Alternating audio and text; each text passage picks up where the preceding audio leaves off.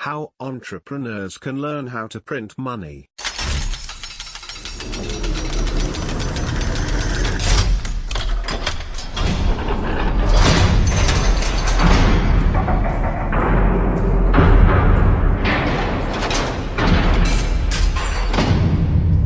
New on my YouTube channel, the keys to printing money and my unofficial test of heavy advertisers. It's so true that when you enter the right mindset, committing to one idea of the constant influx of ideas requires serious discipline. That's been the hardest thing for me so far, but I think I'm finally developing the patience to be committed to one product.Excellent video. MJ. Thank you. When I think of this, I think of how I play poker. You wouldn't spread out your bets over a bunch of hands just for diversification. You find your one hand, assess the risks and go all in. Real entrepreneurs assess risk, predict outcomes and simultaneously take into account irrelevant casual variables. Somebody who dives into different opportunities has not done that. If you were to express opportunities in terms of net present values and probabilities of success, you wouldn't spend any time on anything other than the one that has high expected value and high probability of outcome. Somebody who doesn't do that is somebody who does not know how to predict outcomes or represent things mathematically. In other words, I think 90% of the battle in being a success is knowing how to think correctly, both quantitatively and qualitatively simultaneously. Which sadly our education system does poorly in doing. I know this is the correct way of thinking about it, because if you weigh it with the opposite, spread your efforts into different ideas. This makes more sense. That is correct. I've never been required to think this way, and I wasted money on a master's. It seems like one of those lessons you learn after taking a hard thump from mistakes, unfortunately. Unless you have the right mentor early on, which most do not. Still, I am grateful MJ's book mentored me when it did, long before I got attached to my career. My current goal is to finish development of all product content and legal requirements before 2019, an aggressive timeline for what I'm doing. But it feels good knowing all my eggs are going into one basket. Excellent points, MJ. Key takeaways, examples of A.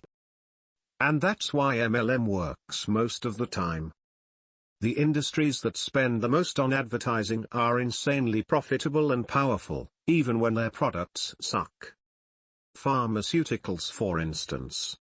So it's not that these are bad businesses to be in, but that they are impossible to compete with unless you are equally well capitalized, or perhaps find a different path to the customer.A is what allows you to scale and make good margins without tons of investor money. Thanks for laying out the takeaways and examples. The only part that I think is incorrect is, companies that spend heavily $1 million on marketing are not. I think MJ is referring to companies that only do marketing without any other customer acquisition channels, word of mouth or referrals. Some of the companies you listed above us clearly spend way more than $1 million on some form of marketing for their businesses, such as Uber and Hennessy. MJ, this video gave me an interesting insight. Most ideas I have don't really fit under the title. It just looks like something that would work, yeah, but how tempted would I be if months from now I found something else that looks like a lot better, an opportunity? I always think I would drop these ideas. My best approach against it has been this. I am going into innovation, going completely alone and creating a trend. If it is a product I can pre-sell, I'll take the risk of doing it on small scale.So. Sometimes it feels confusing to see many things that could be done, but when I really ask the question, is this really the real business to consolidate myself into the fast lane? I think not. I think would have to go to another one. I am honestly thinking this way to try to save as much time as I can. I could imagine how fast lane idea feels in the gut. All the numbers and possibilities coming up. I wouldn't even sleep properly thinking about work. Part 2 of there, how to find an unlimited amount of money-making ideas. Just ran across a stunning example of this, in a product as simple as chalk. One company, Hager-Romo, skewed value on chalkboard chalk. Their product was so much better than any other version of chalk on the market that it attracted a cult-like following. Watch these mathematics professors wax lyrical on the virtues of this chalk. As says in his video, when you have A, you don't have to advertise.